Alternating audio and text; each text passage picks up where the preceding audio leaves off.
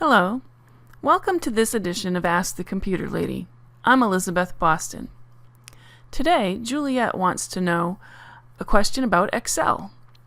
She wants to know if it's possible to multiply a column of numbers by one number and have the results appear in a separate column for each number. So I have loaded the numbers that she gave me for an example in column B in Excel here. She wants to multiply them all by 17 and have the answer appear in the next column. So the number 20 here would have 340 in the next column, and so on down the list. So it is possible to do this. It's fairly easy.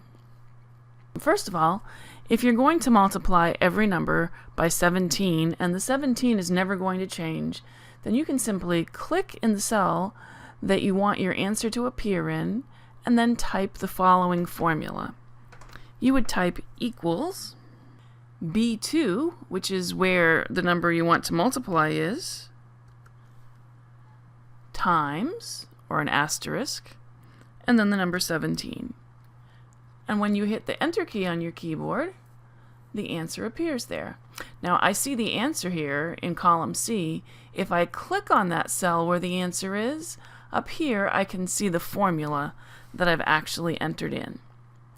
So I could either click in the next cell down and type that same formula again, only this time I'd say B3 instead of B2, and do that all the way down, or there's an even easier way in Excel. If I click on this cell that has my answer in it, and then see the little box in the lower right hand corner, if I put my cursor over that little box, my plus sign turns into a small solid plus sign.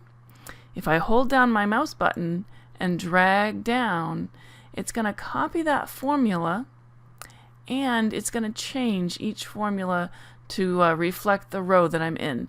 So now the first one says B2 times 17. The next one says B3 times 17. The next one says B4 times 17, and so on.